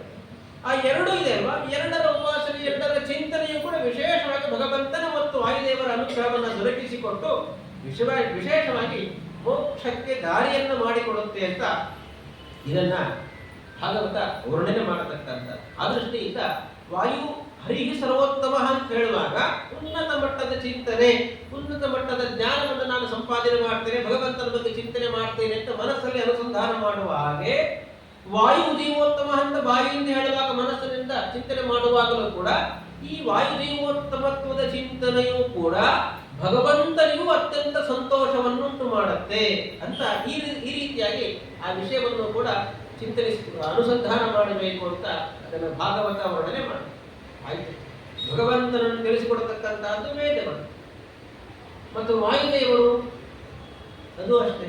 ಯಾಕೆ ಭಗವತ್ ತತ್ವಜ್ಞಾನ ಹೇಗೆ ಮೋಕ್ಷೋಪಯೋಗಿಯೋ ವಾಯು ತತ್ವಜ್ಞಾನವೂ ಕೂಡ ಮೋಕ್ಷೋಪಯೋಗಿ. ಆದ್ರಿಂದ ಯಾವ ಮೋಕ್ಷ ಸಾಧನವೋ ಅಷ್ಟು ಸುಲಭದಲ್ಲಿ ಸಿಗುವುದಿಲ್ಲ. ಆ ದೃಷ್ಟಿಯಿಂದ ವಾಯುದೇವರ ಬಗ್ಗೆ ತಿಳುವಳಿಕೆಯೂ ಕೂಡ ಅಷ್ಟು ಸುಲಭದಲ್ಲಿ ಸಿಗುವುದಿಲ್ಲ. ಭಗವಂತನ ನಂತರದಲ್ಲಿ ಹಿರಣ್ಯಮಯೇನ ಪಾತ್ರೇಣ ಸತ್ಯಸ್ಯ ಅಭಿಹಿತ ಮುಖಂ. ಸತ್ಯ ಅಂದ್ರೆ ಭಗವಂತ ಮೊದಲಿಗೆ, ಅದರ ನಂತರದಲ್ಲಿ ಸತ್ಯ ಅಂದ್ರೆ ವಾಯುದೇವರು ಕೂಡ ಸತ್ಯನಾಮಕರಾಗ್ತಾರೆ. ಆ ದೃಷ್ಟಿಯಿಂದ ವಾಯುದೇವರ ಸ್ವರೂಪವೂ ಕೂಡ ಆಚ್ಛಾದಿತವಾಗಿದೆ ಸಂಪುಷ್ಟದ ಒಳಗೆ, ವೇದಗಳ ಒಳಗೆ. ಆ ದೃಷ್ಟಿಯಿಂದ ವಾಯುದೇವರನ್ನು ಕೂಡ ವೇದಗಳೇ ತಿಳಿಸಿಕೊಡತಕ್ಕಂಥದ್ದು. ಯಾಕೆಂದ್ರೆ ವಾಯುದೇವರ ಪ್ರಮೇಯ, ವಾಯುದೇವರ ಜ್ಞಾನವೂ ಕೂಡ ಮೋಕ್ಷ ಸಾಧಕ. ಆ ದೃಷ್ಟಿಯಿಂದ ಹರಿವಾಯುಗಳ ಜ್ಞಾನ ಎನ್ನುವಂತಹದ್ದು ವಿಶೇಷವಾಗಿ ಸಂಪಾದನೆ ಮಾಡಬೇಕು. ಭಗವಂತನ ಬಗ್ಗೆ ರಾಮಾಯಣ, ಮಹಾಭಾರತ, ಭಾಗವತಾದಿ ಗ್ರಂಥಗಳಲ್ಲಿ ತಿಳಿದು ಬರುತ್ತೆ. ಅದೇ ರೀತಿ ವಾಯುದೇವರ ಬಗ್ಗೆ ತಿಳಿದು ಬರುತ್ತೆ ಅಲ್ವಾ. ಅಂದ್ರೆ ವಾಯುದೇವರ ಬಗ್ಗೆ ಅಂದ್ರೆ ವಾಯುದೇವರ ಅವತಾರ ತ್ರಯಗಳನ್ನು ನಾವು ಬೇರೆ ಬೇರೆ ಬೇರೆ ಗ್ರಂಥಗಳಲ್ಲಿ ತಿಳಿದುಕೊಳ್ಳಬಹುದು. ಆದರೆ ವಾಯುದೇವರ ಮೂಲ ಸ್ವರೂಪ ಅಂತ ಏನಿದೆ ಅದನ್ನ ಬೇರೆ ಇತರ ಪೌರುಷೇಯ ಗ್ರಂಥಗಳಲ್ಲಿ ತಿಳಿಯುವುದಕ್ಕೆ ಸಾಧ್ಯ ಇಲ್ಲ. ಮತ್ತೆ ಪುನಃ ಆ ವಾಯುದೇವರ ಮೂಲ ಸ್ವರೂಪದ ಜ್ಞಾನ ಬರಬೇಕು ಅಂದ್ರೆ ವೇದೋಪನಿಷತ್ತುಗಳಿಗೆ ಶರಣಾಗತರಾಗಬೇಕು. ಯಾಕೆಂದ್ರೆ ವಾಯು ತತ್ವವು ಕೂಡ ಭಗವತ್ ತತ್ವದಂತೆ ಅತ್ಯಂತ ಗೂಢ, ಬಹಳಷ್ಟು ಮುಖ್ಯ. ಆ ಪ್ರಮೇಯವೂ ಕೂಡ, ಆ ಜ್ಞಾನವೂ ಕೂಡ ಅತ್ಯಂತ ಗುಖ್ಯತಮ. ಇದು ಗುಖ್ಯತಮ ಶಾಸ್ತ್ರ ಕೃಷ್ಣ ಹೇಳ್ತಾನೆ ಉಪದೇಶ ಮಾಡಿ, ಇದು ಬಹಳಷ್ಟು ಗುಖ್ಯತವಾಗ್ತಿದ್ದ ಹಾಗೆ ವಾಯುದೇವರ ಜ್ಞಾನವೂ ಕೂಡ ಅಷ್ಟೇ ಗುಖ್ಯ ಎಂಬಂತಹ ದೃಷ್ಟಿಯಿಂದ ವಾಯುದೇವರ ಜ್ಞಾನ ಅದು ಮೋಕ್ಷೋಪಯೋಗಿ ಅಂತ ಶಾಸ್ತ್ರಗಳೇ ಕೊಂಡಾಡತಕ್ಕಂಥ. ಆ ದೃಷ್ಟಿಯಿಂದ ಹರಿಹಿ ಸರ್ವೋತ್ತಮ, ವಾಯುದೇವೋತ್ತಮ ಅಂತ ನಾವು ಹೇಳುವಾಗ, ಅನುಸಂಧಾನ ಮಾಡುವಾಗ, ಚಿಂತನೆ ಮಾಡುವಾಗ ವಿಶೇಷವಾಗಿ ಹರಿವಾಯುಗಳಿಗೆ ಸಂತೋಷವನ್ನುಂಟು ಮಾಡತಕ್ಕಂಥದ್ದು ಈ ಎರಡು ಪರಮ ಪ್ರಮೇಯಗಳು ಅಂತ ಅನುಸಂಧಾನ ಮಾಡಬೇಕು ಅಂತ ಶಾಸ್ತ್ರಗಳು ಹೇಳ್ತಾರೆ. ಹಾಗಾಗಿ ಭಗವಂತ ಉದ್ಧವ ಗೀತೆಯಲ್ಲಿ ಭಾಗವತದಲ್ಲಿ ಹೇಳುವಾಗ, ಉದ್ಧವನ ಉಪದೇಶವನ್ನು ಮಾಡುವಾಗ ತನ್ನನ್ನು ಪೂಜಿಸಬೇಕು, ತನ್ನ ಉಪಾಸನೆಯನ್ನು ಯಾವ ರೀತಿ ಮಾಡಬೇಕು ಅನೇಕ ಪ್ರತೀಕಗಳಿದ್ದಾರೆ. ಕೃಷ್ಣ ತಾನು ಪರಂಧಾಮಕ್ಕೆ ಉದ್ಧವ ಕೇಳ್ತಾನೆ, ಭಗವಂತ ಈಗ ನೀನಿದ್ದೀಯಾ? ಇಲ್ಲ. ಉಚ್ಚಿಷ್ಟ ಭೋಜನೋ ದಾಸಾಹ ತವ ಮಾಯಾಂತಯೇಮಹಿ ತ್ವಯೋಪಭುಕ್ತ ಸ್ರಗ್ಗಂಧ ವಾಸೋಲಂಕಾರ ಚರ್ಚಿತಾಹ. ಉಚ್ಚಿಷ್ಟ ಭೋಜನೋ, ಭಗವಂತ ನೀನು ಸ್ವೀಕಾರ ಮಾಡಿಬಿಟ್ಟಿರ್ತಕ್ಕಂಥ ಸ್ರಗ್ ಚಂದನ ಎಲ್ಲವನ್ನೂ ಕೂಡ ನಾವು ನಿರ್ಮಾಲದ ರೂಪದಲ್ಲಿ, ಪ್ರಸಾದ ರೂಪದಲ್ಲಿ ಸೇವನೆ ಮಾಡ್ತೇವೆ. ನೀನು ಪರಂಧಾಮಕ್ಕೆ ತೆರಳಿದ ಮೇಲೆ ನಮ್ಮ ಗತಿಯನ್ನು ನಾವೇನು ಮಾಡಬೇಕೇನು ಉಪಾಸನೆ ಭಗವಂತ ತೋರಿಸಿಕೊಡ್ತಾರೆ. ತನ್ನನ್ನು ಎಲ್ಲೆಲ್ಲಿ ಯಾವ್ಯಾವ ರೀತಿ ಉಪಾಸನೆ ಮಾಡಬೇಕು ಅಂತ ಹೇಳುವಾಗ 24 ವಿಶೇಷವಾಗಿರತಕ್ಕಂಥ ಪ್ರತೀಕೆಗಳನ್ನು ಭಗವಂತ ಹೇಳ್ತಾ, ಅದರಲ್ಲಿ ಹೇಳುವಾಗ ಸೂರ್ಯ, ಅಗ್ನಿ, ಖಂ, ಮರುತ್, ಜಲಂ ಇತ್ಯಾದಿ ಎಲ್ಲ ಪ್ರತೀಕೆಗಳನ್ನು ಹೇಳ್ತಾ ಬರುವಾಗ ಮರುತ್ ವಾಯು ಪ್ರತೀಕವನ್ನು ಕೂಡ ಅಲ್ಲಿ ಸೇರಿಸ್ತಾರೆ ಭಗವಂತ. ಅಷ್ಟೇ ಅಲ್ಲ, ವಾಯು ಮುಖ್ಯ ಧಿಯ, ಮುಖ್ಯ ಪ್ರಾಣದೇವರು ವಾಯುದೇವರ ಪ್ರತೀಕದಲ್ಲಿ ವಿಶೇಷವಾಗಿ ಭಗವಂತನನ್ನ ಉಪಾಸನೆ ಮಾಡತಕ್ಕಂಥದ್ದು. ಇತರ ದೇವತೆಗಳಿದ್ದಾರೆ, ರುದ್ರ, ಇಂದ್ರ, ಚಂದ್ರ, ಗಣಪತಿ, ಸೂರ್ಯ, ಇತರ ದೇವತೆಗಳು ಕೂಡ ಭಗವಂತನ ಪ್ರತಿಬಿಂಬ ಸ್ವರೂಪರೇ. ಅಲ್ಲಿಯೂ ಕೂಡ ಭಗವಂತನ ಉಪಾಸನೆಯನ್ನು ಸೂರ್ಯಾಂತರ್ಯಾಮಿ, ಎಲ್ಲ ದೇವತೆಗಳ ಅಂತರ್ಯಾಮಿ ಭಗವಂತನ ಉಪಾಸನೆಯನ್ನು ಮಾಡತಕ್ಕಂಥದ್ದು ಸರಿ. ಆದರೆ ಎಲ್ಲರ ಒಳಗಿರತಕ್ಕಂಥದ್ದು ವಾಯುದೇವರು. ಆ ವಾಯು ಪ್ರತೀಕವೇ ಪರಮ ಮುಖ್ಯವಾಗಿರತಕ್ಕಂಥ ಪ್ರತೀಕ. ಹಾಗಾಗಿ ವಾಯು ಮುಖ್ಯ ಧಿಯ ಅಂತ ಭಗವಂತ, ಅಂದ್ರೆ ಮುಖ್ಯ ಧಿಯ ಅಂದ್ರೆ ಎಲ್ಲ ಪ್ರತೀಕೆಗಳಿಗಿಂತಲೂ ಕೂಡ ಅತ್ಯಂತ ಶ್ರೇಷ್ಠವಾಗಿರತಕ್ಕಂಥದ್ದು ಅದು ಮುಖ್ಯ ಪ್ರಾಣದೇವರು ಎಂಬಂತಹ ದೃಷ್ಟಿಯಿಂದ ಸ್ವತಃ ಭಗವಂತನೇ ಈ ವಿಷಯವನ್ನ ತಿಳಿಸಿರತಕ್ಕಂಥದ್ದು ಉದ್ಧವರಿಗೆ. ಆ ದೃಷ್ಟಿಯಿಂದ ವಾಯುದೇವೋತ್ತಮತ್ವದ ಚಿಂತನೆಯನ್ನು ಮಾಡತಕ್ಕಂತಹ ಸಮಯದಲ್ಲಿ ವಾಯುದೇವರ ಪ್ರತೀಕದಲ್ಲಿ ನಾವು ಭಗವಂತನ ಉಪಾಸನೆಯನ್ನು ಮಾಡ್ತಾ ಇದ್ದೇವೆ ಎಂಬ ಅನುಸಂಧಾನವನ್ನು ಮಾಡಬೇಕು ಅಂತ ಅದನ್ನ ಭಾಗವತ ಉಲ್ಲೇಖ ಮಾಡತಕ್ಕಂಥದ್ದು ಮತ್ತೊಂದು ರೀತಿ. 5ನೇ ಭಾಷೆಯಲ್ಲಿ ಆಚಾರ್ಯ ಹೇಳತಕ್ಕಂಥದ್ದು ಯೇ ಯೇ ಗುಣ ವಿಜಾನಂತಿ ವಾಯೋಹತಾನ್ ಆಯುಷನ್ ಮರುತ್ ತತ್ರ ತತ್ರ ಪ್ರವಿಷ್ಟತ್ವ ಪ್ರತತೋಸೌ ಬಭೂವಃ ಪ್ರತತ್ವಾತ್ ಪ್ರಾತರಿತಿ ನಾಮ ತಸ್ಯಾಭವತ್ ವಿಭೋಃ ಅಂತ ಆಚಾರ್ಯ 5ನೇ ಭಾಷೆಯಲ್ಲಿ ಹೇಳ್ತಾರೆ. ಯೇ ಯೇ ಗುಣಾನ್ ವಿಜಾನಂತಿ ವಾಯೋಃ, ಭಗವಂತನ ಭಕ್ತ, ವಾಯುದೇವರ ಭಕ್ತ, ಭಗವಂತನ ಉಪಾಸನೆಯನ್ನ, ವಾಯುದೇವರ ಉಪಾಸನೆಯನ್ನು ಮಾಡತಕ್ಕಂತಹ ಭಕ್ತ ಎಷ್ಟು ಹೆಚ್ಚು ಹೆಚ್ಚು ಹೆಚ್ಚು ಹೆಚ್ಚು ಗುಣಗಳನ್ನ, ಮಹಿಮೆಗಳನ್ನ, ಲೀಲೆಗಳನ್ನ ಚಿಂತನೆ ಮಾಡ್ತಾನೆ. ವಾಯುದೇವರ ವಿಶೇಷವಾಗಿರತಕ್ಕಂತಹ ಒಂದು ಅಭಿವ್ಯಕ್ತಿ ಆ ಜೀವನ ದೇಹದ ಒಳಗೆ ಬರ್ತದೆ. ಭಗವಂತ ಹೃತ್ಕಮಲ ಮಧ್ಯ ನಿವಾಸಿ, ಎಲ್ಲ ಜೀವನ ಹೃದಯದ ಒಳಗೆ ಇದ್ದಾನೆ, ಒಳಗಿರತಕ್ಕಂಥ ಪ್ರಾಣದೇವರ ಒಳಗೆ ಇದ್ದಾನೆ. ಹಾಗಾಗಿ ಜೀವನ ಜೊತೆಯಲ್ಲಿ ಆ ಹೃದಯ ಮಧ್ಯದಲ್ಲಿ ಭಗವಂತನು ಇದ್ದಾನೆ, ಭಗವಂತನ ಜೊತೆಯಲ್ಲಿ ಪ್ರಾಣದೇವರು ಇದ್ದಾರೆ.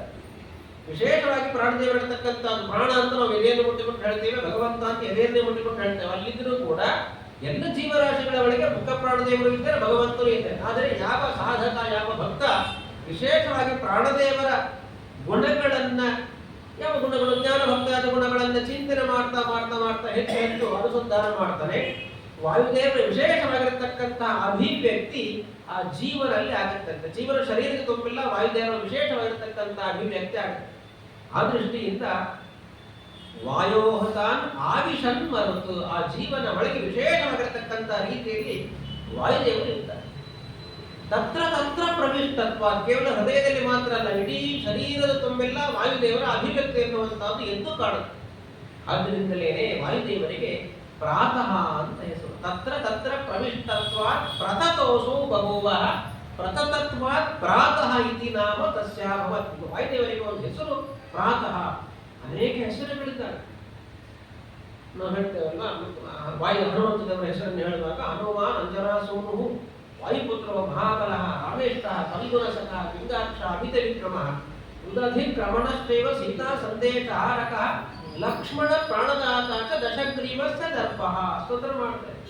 ಭೀಮಸೇನ ದೇವರನ್ನ ಮಾರುತಿ ಪಾಂಡವೋ ಭೀಮೋ ಗದಾಪಾಣಿ ಮೃಗೋದರಃ ಕೌಂತೆಯಃ ಕೃಷ್ಣದಯಿತಃ ಭೀಮಸೇನೋ ಮಹಾಬಲಃ ಜರಾಸಂಧಾಂತಕೋ ವೀರಃ ದುಶ್ಶಾಸನ ವಿನಾಶನಃ ಪೂರ್ಣಪ್ರಜ್ಞಃ ಜ್ಞಾನದಾತ ಮಧ್ವೋ ಧ್ವಸ್ತ ದುರಾಗಮಃ ತತ್ವಜ್ಞಃ ವೈಷ್ಣವಾಚಾರ್ಯಃ ವ್ಯಾಸಶಿಷ್ಯ ಯತೀಶ್ವರಃ. ಹೀಗೆ ಅವತಾರ ತ್ರಯಗಳಿಗೂ ಕೂಡ ಅನೇಕ ಹೆಸರುಗಳನ್ನು ನಾವು ಪ್ರತಿನಿತ್ಯವೂ ಕೂಡ ಪಾರಾಯಣಾದಿ ಕ್ರಮದಿಂದ ಚಿಂತನೆ ಮಾಡ್ತೇವೆ. ಆದರೆ ಇಷ್ಟು ಮಾತ್ರ ಅಲ್ಲ, ವಾಯುದೇವರಿಗೆ ಈ ಎಲ್ಲ ಹೆಸರುಗಳನ್ನು ಬಿಟ್ಟು ವಿಶೇಷವಾಗಿ ವೇದೋಪನಿಷತ್ತುಗಳಲ್ಲಿ ಮುಕ್ತವಾಗಿರತಕ್ಕಂಥ ವೈದಿಕ ನಾಮಗಳು ಅಂತ ಹೇಳ್ತಾರೆ. ಬೇರೆ ಕಡೆ ಸಿಗೋದಿಲ್ಲ. ವೈದಿಕ ನಾಮಗಳು ಅಂತ ವೇದಗಳಲ್ಲಿ ಉಪನಿಷತ್ತುಗಳಲ್ಲಿ ಬರತಕ್ಕಂಥ.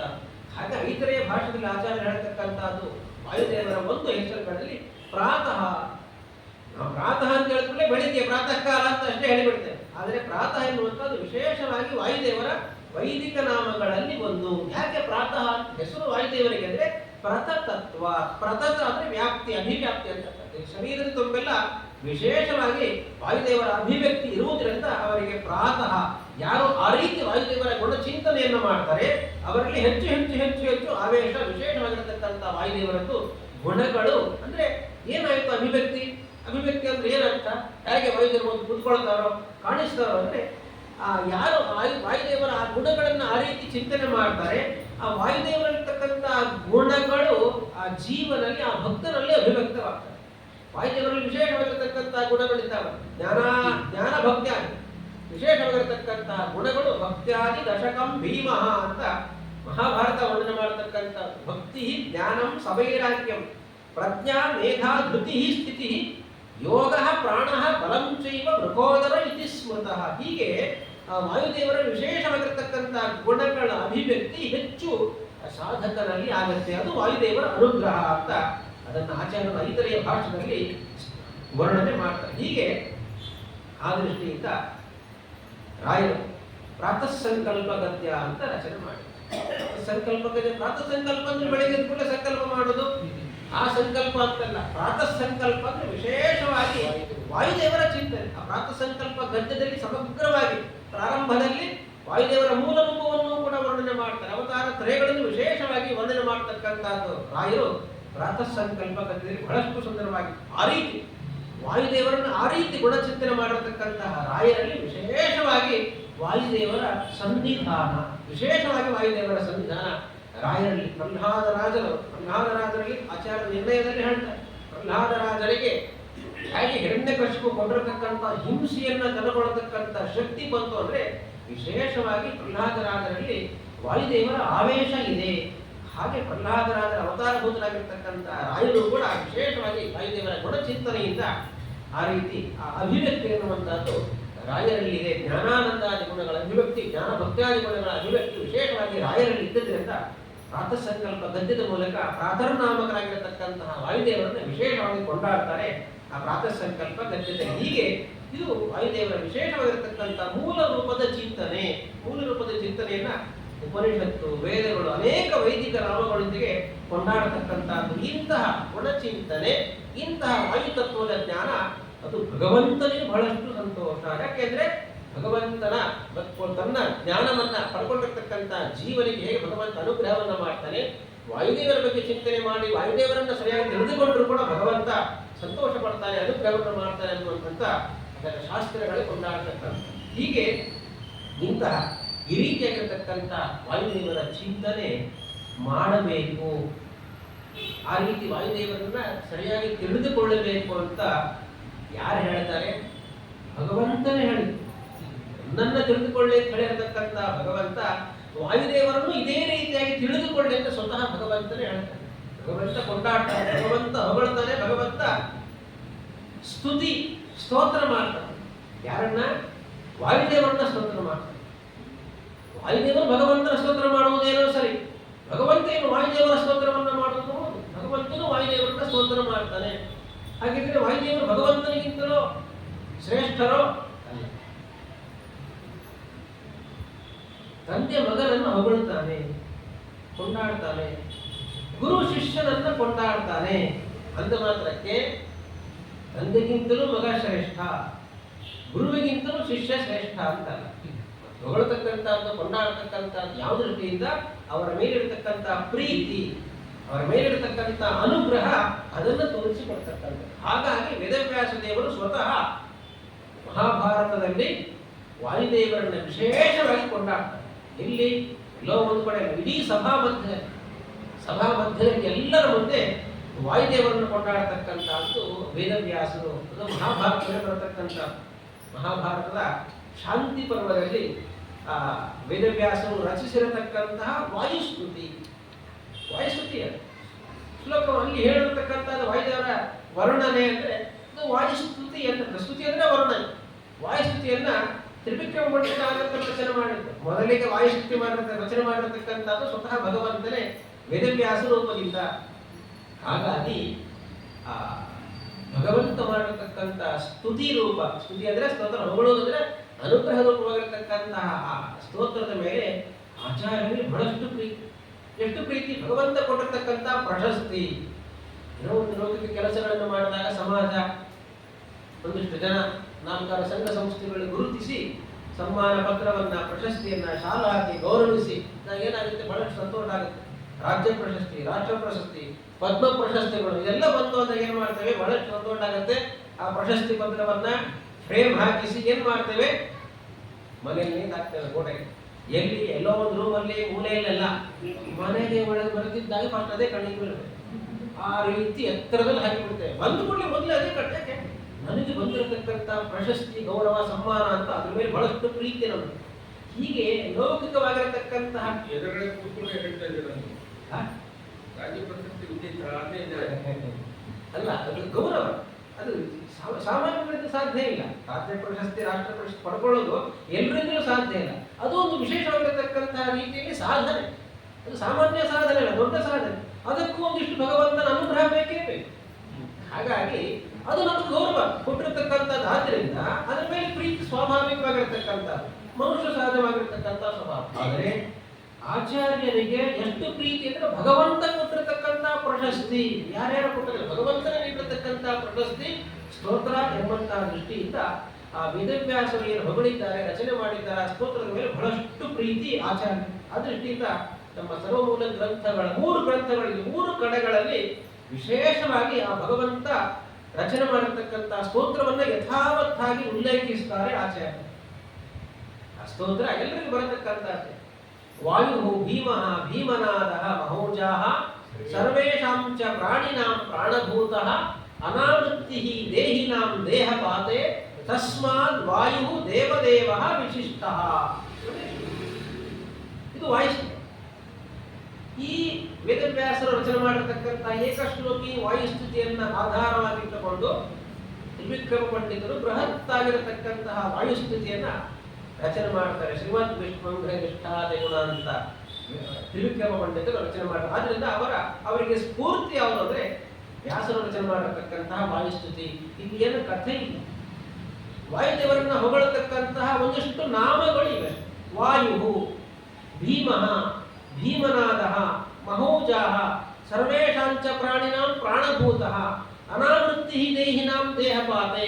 ಆಮೇಲೆ ವಾಯು ದೇವದೇವ ವಿಶಿಷ್ಟ. ಇದೆಲ್ಲವೂ ಕೂಡ ವಾಯುದೇವರ ನಾಮಗಳು, ವಾಯುದೇವರ ಹೆಸರುಗಳು. ಆ ಹೆಸರುಗಳನ್ನೇ ವೇದವ್ಯಾಸರು ಹೇಳಿಬಿಡ್ತಾರೆ. ಆ ಹೆಸರುಗಳ ಹಿನ್ನೆಲೆಯಲ್ಲಿ ಅಪಾರವಾಗಿರತಕ್ಕಂಥ ಪ್ರಶಂಸೆ ಅದು ವಾಯುದೇವರ ಮೇಲೆ ಭಗವಂತ ತೋರಿಸಿರತಕ್ಕಂಥದ್ದು ಅಂತ. ಆ ದೃಷ್ಟಿಯಿಂದ ಆ ಸ್ತೋತ್ರದ ಮೇಲೆ ಭಗವಂತ ಕೊಟ್ಟಿರತಕ್ಕಂಥ ಪ್ರಶಸ್ತಿಯ ಮೇಲೆ ಆಚಾರ್ಯರಿಗೆ ಅಪಾರವಾಗಿರತಕ್ಕಂಥ ಪ್ರೀತಿ.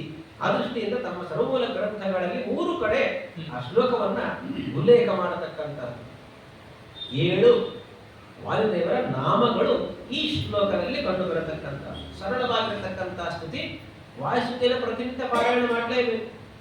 ಅಯ್ಯೋ ಸ್ವಲ್ಪ ದೊಡ್ಡದಿದೆ, ಅಷ್ಟು ಪಾರಾಯಣ ಮಾಡಲಿಕ್ಕೆ ಸಾಧ್ಯ ಇಲ್ಲ ಅಂತ ಲಘು ವಾಯುಸ್ತುತಿ ಅಂತ ಒಂದು ಇದೆ. ಅದರಲ್ಲೂ 16 ಶ್ಲೋಕಗಳಿದೆ. ಅದು ಸ್ವಲ್ಪ ಕಷ್ಟ, ಅದು ಪಠಣ ಮಾಡಲಿಕ್ಕೆ ಸಮಯ ಇಲ್ಲ. ಅಂದ್ರೆ ಒಂದು ಶ್ಲೋಕವನ್ನು ವ್ಯಾಸ ರಚನೆ ಮಾಡಿ ಕೊಟ್ಟಿದ್ದಾರಲ್ವಾ, ಇದು ಒಂದು ಶ್ಲೋಕವನ್ನು ಹೇಳಲಿಕ್ಕೆ 1 ಅಥವಾ 2 ನಿಮಿಷ ಸಾಕು. ಇದನ್ನ ಸ್ತೋತ್ರ ಮಾಡಿದ್ರು ಕೂಡ ವಿಶೇಷವಾಗಿರತಕ್ಕಂತಹ ರೀತಿಯಲ್ಲಿ ವಾಯುದೇವರ ಅನುಗ್ರಹ. ಹಾಗೆ ಪ್ರತಿನಿತ್ಯ ಇದು ಮಾತ್ರ ಪಾರಾಯಣ ಮಾಡತಕ್ಕಂತಹ ವಾಯುಸ್ತುತಿಯನ್ನ ವಿಶೇಷವಾಗಿ ಎಲ್ಲರೂ ಕೂಡ ಪಠಿಸಲೇಬೇಕು. ಆ ದೃಷ್ಟಿಯಿಂದ ಇಲ್ಲಿ ಇರತಕ್ಕಂತಹ ವಾಯುಸ್ತುತಿಯಲ್ಲಿ ವಿಶೇಷವಾಗಿ ವಾಯುದೇವರ ಗುಣಧರ್ಮಗಳು, ಮಹಿಮೆಗಳು, ಲೀಲೆಗಳಲ್ಲಿ ಎಲ್ಲವೂ ಕೂಡ ಈ ಒಂದೊಂದು ನಾಮಗಳಲ್ಲಿ ತುಂಬಿಸಿ ಅದನ್ನು ಪ್ರಶಂಸೆ ಮಾಡತಕ್ಕಂಥದ್ದು ವ್ಯಾಸರು. ವಾಯುದೇವರು ಎಷ್ಟು ವ್ಯಾಸರಿಗೆ ಪ್ರೀತಿ ಅಂದರೆ ಆ ಶಬ್ದವೇ ಹೇಳುತ್ತೆ. ಒಂದೇ ಶ್ಲೋಕದಲ್ಲಿ ವಾಯು ಎಂಬಂತಹ ಶಬ್ದವನ್ನು 2 ಸಲ ಪ್ರಯೋಗ ಮಾಡಿದ್ದಾರೆ ವ್ಯಾಸರು. ಮೊದಲಿಗೆ ವಾಯು ಭೀಮಃ ಅಂತ ಪ್ರಾರಂಭ ಮಾಡಿ ತಸ್ಮಾತ್ ವಾಯು ದೇವದೇವ, ಹೀಗೆ ಪ್ರಾರಂಭದಲ್ಲಿ ಅಂತ್ಯದಲ್ಲಿ ವಾಯು ಶಬ್ದವನ್ನೇ ಪ್ರಯೋಗ ಮಾಡಿ ವ್ಯಾಸರು ಹೇಳಿರತಕ್ಕಂಥದ್ದು. ವಾಯು ಎಂಬಂತಹ ಶಬ್ದ ಆ ವಾಯುದೇವರು ಅಷ್ಟು ಪ್ರೀತಿ ಪಾತ್ರರು ತನಗೆ ಅಂತ ಸ್ವತಃ ಅದನ್ನು ಸೂಚನೆ ಮಾಡ್ತಾ ಇದ್ದಾರೆ. ಹೀಗೆ ಈ ವಾಯುದೇವರ ಚಿಂತನೆಯಲ್ಲಿ ಶ್ಲೋಕದೊಂದಿಗೆ ಮಾಡತಕ್ಕಂಥ, ಯಾಕೆಂದರೆ ತಾತ್ಪರ್ಯದಲ್ಲಿ ರಾಮಾಯಣದಲ್ಲಿ ವಿಶೇಷವಾಗಿರತಕ್ಕಂಥ ಹನುಮಂತ ದೇವರ ಲೀಲೆಗಳನ್ನ ಚಿಂತನೆ ಮಾಡಿದ್ದೇವೆ. ಮುಂದೆ ಮಹಾಭಾರತದಲ್ಲಿ ಭೀಮಸೇನ ದೇವರ ಚರಿತ್ರೆ ಬರತಕ್ಕಂಥ ಆ ಮಧ್ಯದಲ್ಲಿ ವಾಯುದೇವರ ಮೂಲ ರೂಪದೊಂದಿಗೆ ಅವತಾರ ತ್ರಯಗಳು ಸೇರಿಕೊಂಡಿದ್ದಾರೆ. ವ್ಯಾಸರು ವರ್ಣನೆ ಮಾಡತಕ್ಕಂಥದ್ದು ವಾಯುಸ್ತುತಿ. ವಾಯುಸ್ತುತ ಆದರೆ ಮೂಲ ರೂಪದ ಜೊತೆಯಲ್ಲಿ ಅವತಾರ ತ್ರಯಗಳು ಕೂಡ ಸೇರಿಕೊಳ್ತವೆ ಆ ಭಗವಂತನ ಸ್ತೋತ್ರ ರೂಪವಾಗಿರ್ತಕ್ಕಂತಹ ಕೃತಿಯಲ್ಲಿ. ಮೊದಲ ಶಬ್ದ ವಾಯು ಅಂತ ಇದೆ. ವಾಯು ಅಂದ್ರೆ ಅಲ್ಲಿ ವ್ಯಾಕರಣದ ಪ್ರಕಾರ ಹೇತುಗರ್ಭ ವಿಶೇಷಣ ಅಂತ ಹೇಳ್ತೇವೆ. ಯಸ್ಮಾತ್ ವಾಯು, ಯಾವ ದೃಷ್ಟಿಯಿಂದ ಮುಖ್ಯ ಪ್ರಾಣರನ್ನ ವಾಯು ಅಂತ ಕರೀತಾರೋ ಆ ದೃಷ್ಟಿಯಿಂದ ಅವರು ಸರ್ವೋತ್ತಮರು. ಏನು ಕಾರಣ? ಇದೆಲ್ಲ ಕಾರಣಗಳು. ಹಾಗಾಗಿ ಯಸ್ಮಾತ್ ವಾಯು ತಸ್ಮಾತ್ ವಿಶಿಷ್ಟ. ಯಾಕೆ ಈ ವೈಶಿಷ್ಟ್ಯ ಬೇರೆ ಯಾವ ದೇವತೆಯಲ್ಲಿ ಇಲ್ಲ. ಆದ್ರಿಂದ ಅವರನ್ನ ವಿಶಿಷ್ಟ ದೇವತೆ ಅಂತ ಭಗವಂತ ಹೇಳ್ತಾರೆ. ಏನು ವಾಯು? ವಾಯು ಅಂದ್ರೆ ವಿಶೇಷವಾಗಿ ಎಲ್ಲ ಶಬ್ದಗಳು ಭಗವಂತನದ್ದೇ. ನಾಮಾನಿ ಸರ್ವಾಣಿ ಯಮಾವಿಶಕ್ತಿ ತಂ ವೈ ವಿಷ್ಣು ಪರಮಂ ಉದಾಹರಂತಿ ಅಂತ ಬಾಲ್ಯವೇ ಶ್ರುತಿಯನ್ನು ಆಚಾರ್ಯರು ಭಾಷಣದಲ್ಲಿ ಹೇಳ್ತಾರೆ. ಯೋ ದೇವಾನಾಂ ನಾಮಧ ಏಕ ಏವ ತಂ ಸಂಪ್ರಶ್ನಂ ಭುವನ ಯಂತ್ಯನ್ಯ. ಹೀಗೆ ಎಲ್ಲ ಶ್ರುತಿ ಸ್ಮೃತಿ ಪುರಾಣಗಳು ಕೂಡ ಭಗವಂತನನ್ನೇ ಮುಖ್ಯ ವೃತ್ತಿಯಿಂದ ಹೊಗಳತಕ್ಕಂಥ. ಆ ದೃಷ್ಟಿಯಿಂದ ಯಾವ ಹೆಸರನ್ನು ಹೇಳಿದ್ರು ಕೂಡ ಅದು ಮುಖ್ಯ ಪ್ರಾಣದೇವನೇ ಭಗವಂತನ ಹೆಸರೇ ಮೂಲತಃ ಬಿಟ್ರೆ ಯಾವ ದೇವತೆ ಹೆಸರು ಅಲ್ಲ. ಆ ದೃಷ್ಟಿಯಿಂದ ಮಹಾಲಕ್ಷ್ಮಿ ಬ್ರಹ್ಮಣಿ ಸೂಕ್ತದಲ್ಲಿ ಹೇಳುವಾಗ ತನ್ನನ್ನು ಹೇಳ್ಕೊಳ್ತಾಳೆ. ಯಂ ಕಾಮಯೇಕಂ ತಂ ಉಗ್ರಂ ಪ್ರಣೋಮಿ ತಂ ಬ್ರಹ್ಮಾಣಂ ತಂ ಋಷಂ ತಂ ಸುಮೇಧಂ. ಅವರು ಹೇಳ್ತಕ್ಕಂಥ ಶಕ್ತಿ ಸಾಮರ್ಥ್ಯ ಎಷ್ಟು ಅಂದ್ರೆ, ಯಾರಿಗೆ ಬ್ರಹ್ಮ ಪದವಿಯಲ್ಲಿ ಕೂರಿಸಬೇಕು ಅಂತ ನಾನು ಸಂಕಲ್ಪ ಮಾಡ್ತೇನೆ ಅವರಿಗೆ ಬ್ರಹ್ಮ ಪದವಿಯನ್ನ, ಅವರಿಗೆ ರುದ್ರ ಪದವಿಯನ್ನ, ಅವರಿಗೆ ಇಂದ್ರ ಪದವಿಯನ್ನ, ಇದೆಲ್ಲವನ್ನು ನಾನೇ ಕೊಡ್ತೇನೆ ಅಂತ ತನ್ನ ಸಾಮರ್ಥ್ಯವನ್ನು ಹೇಳಿಕೊಳ್ತಾಳೆ ಮಹಾಲಕ್ಷ್ಮಿ. ಆಗ ಇಷ್ಟೆಲ್ಲ ಶಕ್ತಿ ನಿನಗೆ ಇದೆ ಅಂದ್ರೆ ನಿನ್ನ ಪತಿದೇವರು ಯಾರು ಅಂತ ಕೇಳಿದಾಗ ತನ್ನ ಪತಿಯ ಹೆಸರನ್ನು ಹೇಳೋದಕ್ಕೆ ಸ್ವಲ್ಪ ಸಂಕೋಚ ಮಹಾಲಕ್ಷ್ಮಿ. ಪತಿಯ ಹೆಸರನ್ನು ಹೇಳಬಾರದು ಅಂತ ಇದೆ. ಆ ದೃಷ್ಟಿಯಿಂದ ಮಹಾಲಕ್ಷ್ಮಿ ಹೇಳತಕ್ಕಂಥದ್ದು ಎಲ್ಲವನ್ನ ಹೆಸರನ್ನು ಹೇಳಿದ್ರು ಕೂಡ ಮಮಯೋನಿ ರಪ್ಸ್ವ ಅಂತಸ್ಸಮುದ್ರೆ, ಆ ಕ್ಷೀರ ಸಮುದ್ರಶಾಹಿ ಆಗಿದ್ದಾನಲ್ವಾ ಅವನೇ ನನ್ನ ಪತಿ ಅಂತ ಹೇಳಿಬಿಡ್ತಾರೆ. ಹೀಗೆ ನಾರಾಯಣ ಎಂಬಂತ ಹೆಸರನ್ನ ಆ ರೀತಿ ಹೇಳತಕ್ಕಂಥದ್ದು ಮಹಾಲಕ್ಷ್ಮಿ ಅಂತ ಬ್ರಹ್ಮಣಿ ಸೂಕ್ತ ವರ್ಣನೆ ಮಾಡತಕ್ಕಂಥ. ಆ ದೃಷ್ಟಿಯಿಂದ ಅದನ್ನ ಲಕ್ಷ್ಮೀ ಶೋಭನ ಪದದಲ್ಲಿ ರಾಜರು ತೋರಿಸಿಕೊಡ್ತಾರೆ. ಮಹಾಲಕ್ಷ್ಮಿ ಸ್ವಯಂವರ ಮಂಟಪದಲ್ಲಿ ಕ್ಷೀರ ಸಮುದ್ರ ವಚನ ಕಾಲದಲ್ಲಿ ಆವಿರ್ಭೂತವಾಗಿರತಕ್ಕಂಥ ಮಹಾಲಕ್ಷ್ಮಿಗೆ ತಂದೆಯ ಸ್ಥಾನದಲ್ಲಿರತಕ್ಕಂಥ ವರುಣದೇವ ಸ್ವಯಂವರವನ್ನು ಘೋಷಣೆ ಮಾಡಿಬಿಡ್ತಾನೆ.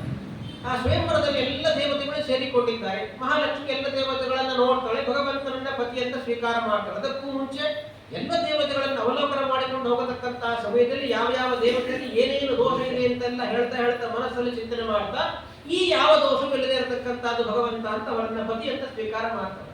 ಅಲ್ಲಿ ಹೇಳುವಾಗ ಯಾರ ಹೆಸರನ್ನು ಮಹಾಲಕ್ಷ್ಮಿ ಆಲೋಚನೆ ಮಾಡುವುದಿಲ್ಲ. 3 ಶ್ಲೋಕಗಳಲ್ಲಿ ಭಾಗವತದಲ್ಲಿ ವ್ಯಾಸನ ವರ್ಣನೆ ಮಾಡ್ತಾರೆ. ಕಶ್ಚಿತ್ ಕಿಂಚಿತ್ ಕೇಚನ, ಒಬ್ಬ ಇನ್ನೊಬ್ಬ ಮತ್ತೊಬ್ಬ ಹಲವರು ಕೆಲವರು ಇಷ್ಟೇ ಹೇಳ್ತಾಳೆ ಮಹಾಲಕ್ಷ್ಮಿ ಬಿಟ್ಟರೆ ಯಾರ ಹೆಸರನ್ನು ಹೇಳುವುದಿಲ್ಲ.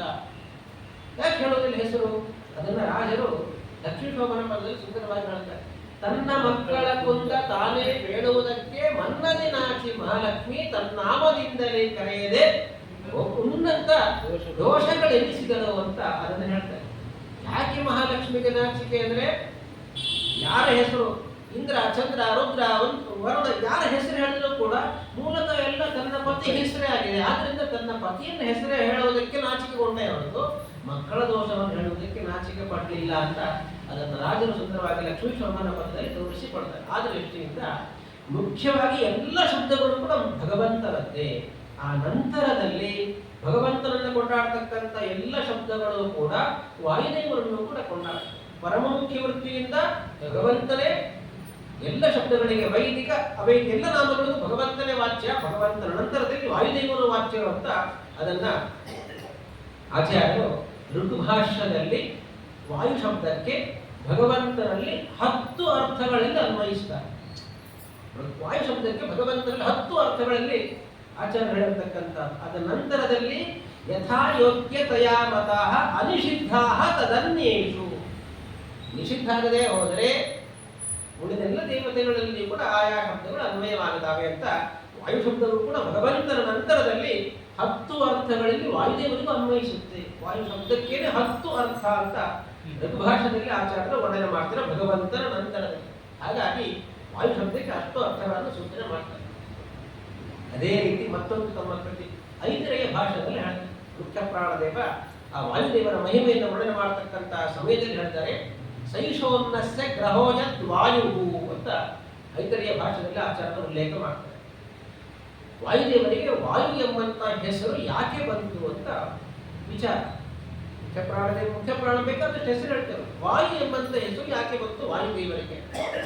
ವಾಯು ಎನ್ನುವಂತಹದ್ದು ಬರೀ ಒಂದು ಶಬ್ದ ಅಲ್ಲ. ಎಷ್ಟು ವಾಯು ಅಂತ 2 ಅಕ್ಷರಗಳಿದ್ದಾವೆ ಅಲ್ಲ. ವಾಯು ಎನ್ನುವಂತಹದ್ದು 3 ಅಕ್ಷರಗಳಿಂದ ಕೂಡಿರತಕ್ಕಂತಹ ಒಂದು ಶಬ್ದ ಅಲ್ಲ, 3 ಶಬ್ದ. ವಾಯು ಎನ್ನುವಂತಹದ್ದು ಒಂದು ಶಬ್ದ ಅಲ್ಲ, ಅದು 3 ಶಬ್ದಗಳು ಅಂತ ಹೇಳ್ತಾರೆ. ಏನು ವ ಎನ್ನುವಂತಹದ್ದು ಒಂದು ಶಬ್ದ ಬರೀ ಅಕ್ಷರ. ಆಮೇಲೆ ಆಯು ಎನ್ನುವಂತಹದ್ದು ಮತ್ತೊಂದು ಶಬ್ದ. ವ ಮತ್ತೆ ಆಯು 2 ಸೇರಿದ್ರೆ ವಾಯು ಅಂತ ಆಗುತ್ತೆ, ಅದು ಮತ್ತೊಂದು ಶಬ್ದ. ಹೀಗೆ ವ ಒಂದು ಶಬ್ದ, ಆಯು 2ನೇದು, ಅದೆರಡು ಸೇರಿಸಿದ್ರೆ ವಾಯು ಎನ್ನುವಂತಹದ್ದು 3. ಹೀಗೆ ವಾಯು ಎನ್ನುವಂತಹ ಒಂದು ಶಬ್ದದಲ್ಲಿ 3 ತೋರಿಸಿಕೊಡ್ತಕ್ಕಂಥದ್ದು ಐದನೇ ಭಾಷೆಯಲ್ಲಿ ಆಚಾರ. ವ ಅಂದ್ರೆ ಏನು? ವ ಅಂದ್ರೆ ವಾಯುದೇವರು ಅಂತ. ವಭಯೋ ಭೇದ ಅಂತ ನಿಯಮ. ವಕಾರ ಮತ್ತು ಬಕಾರಗಳಲ್ಲಿ ವ್ಯತ್ಯಾಸ ಇಲ್ಲ. ಆದ್ರಿಂದಲೇ ಬಳಿತ್ಥ ಸೂಕ್ತದ ಮೊದಲ ಶಬ್ದವೇ ಬಳಿತ್ಥ ಅಂತ ಪ್ರಾರಂಭ ಮಾಡ್ತಾರೆ. ಬಳೆ ಅಂದ್ರೆ ಬಟ್ಟೆ ಅಂತ, ಬಟ್ಟೆ ಅಂದ್ರೆ ಬಲ ಅಂತ. ವಾಯುದೇವರು ಎಂಥ ಸ್ವರೂಪರು ಅಂದ್ರೆ ಬಲ ಸ್ವರೂಪರಾಗಿರತಕ್ಕಂಥದ್ದೇ ವಾಯುದೇವರು. ಆ ದೃಷ್ಟಿಯಿಂದ ಅದನ್ನು ಹೇಳತಕ್ಕಂಥ ಶಬ್ದ ಯಾವುದು ಅಂದ್ರೆ ವ ಅಂದ್ರೆ ಬ ಅಂದ್ರೆ ಬಲ ಅಂತ. ಮುಖ್ಯ ಪ್ರಾಣದೇವರ ಸ್ವರೂಪ ಎಂಥದ್ದು ಬಲ ಸ್ವರೂಪರಾಗಿರತಕ್ಕಂಥದ್ದು ವಾಯುದೇವರು ಅಂತ ಅದನ್ನ ವರ್ಣನೆ ಮಾಡತಕ್ಕಂಥದ್ದು ವ ಎನ್ನುವಂತಹ ಶಬ್ದ. ಅದು ವಾಯುದೇವರು ದೇವದೈತ್ಯರ ಯುದ್ಧ ಮಾಡತಕ್ಕಂತಹ ಸಮಯದಲ್ಲಿ ವಾಯುದೇವರು ದೇವತೆಗಳ ಜೊತೆಯಲ್ಲಿ ನಿಂತುಕೊಂಡು ದೈತ್ಯರ